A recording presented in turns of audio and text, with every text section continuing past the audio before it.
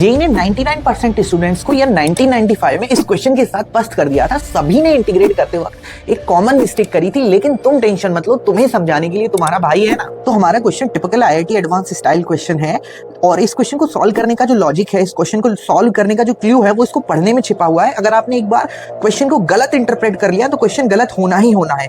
तो एक बॉडी है जिसका इक्वेशन ऑफ मोशन दिया हुआ है, जिसके हिसाब से वो चलती है और कुछ ऑप्शंस दिए हुए हैं और आपसे आंसर पूछा हुआ है। तो पहला ऑप्शन जो कहता है, जिसको आपको पढ़ना है, dv by dt is equals to 6 minus 3v as a function of t, इसको बोलेंगे हम acceleration. Acceleration is equals to 3v as a function of t। तो यहाँ पर जो वेलोसिटी है हमारी, वो एक वेरिएबल क्वांटिटी है और acceleration itself is a function of velocity. तो आपसे पूछा है टर्मिनल स्पीड क्या होगी। तो ऑप्शन नंबर 1 की तरफ चलते हैं। तो टर्मिनल स्पीड अचीव करने के लिए a को 0 कर देते हैं, क्योंकि जब a 0 होता है तभी टर्मिनल स्पीड अचीव होती है। तो 6 माइनस 3v, तो 3v is equals to 6v is equals to 2 metre per second. तो हमारी टर्मिनल स्पीड की वैल्यू 2 मीटर पर सेकंड मिल जाएगी। अब बढ़ते हैं फटाफट ऑप्शन नंबर 2 की तरफ। तो ऑप्शन नंबर 2 कहता है, अगर पार्टिकल स्टार्ट होता है रेस्ट से तो आप एक्सेलरेशन का मैग्नीट्यूड बताइए। तो a is equals to 6 minus 3v as a function of t दिया हुआ है और इनिशियल वेलोसिटी हमको पता है कि पार्टिकल की 0 है, तो a की value 6 minus 3 into 0 that is equals to 6 हमको मिल जाएगी। अब बढ़ते हैं ऑप्शन नंबर डी की तरफ, क्योंकि it's self it is a very easy option. फिर ऑप्शन सी की तरफ जाएंगे क्योंकि सी वाला थोड़ा टफ है।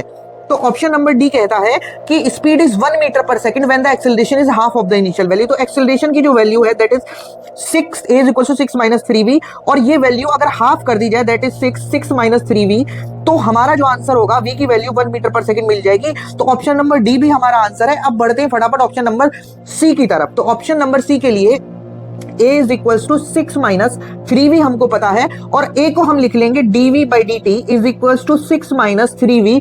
और आप इस पूरे फंक्शन को एक सिंगल फंक्शन ट्रीट करिए, क्योंकि ये सेपरेशन ऑफ वेरिएबल्स का क्वेश्चन है, और इसको इधर ले आइए, एक फंक्शन ट्रीट करके इसको dt को इधर ले आइए और दोनों साइड इंटीग्रेट कर दीजिए। तो इसकी लिमिट होगी 0 से t, इसकी लिमिट होगी 0 से v, तो इसका इंटीग्रेशन हो जाएगा -1/3 ln 6 माइनस 3v, और लिमिट्स हो जाएंगी 0 से v dt, और dt का इंटीग्रेशन हो जाएगा t, और लिमिट हो जाएंगी 0 से t।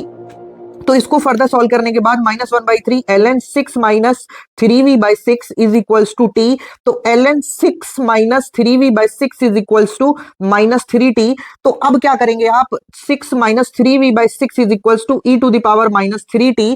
अब फर्दर आप इसको सॉल्व कर लीजिएगा, ये एक इजियर कैलकुलेशन बन जाएगा। ठीक है।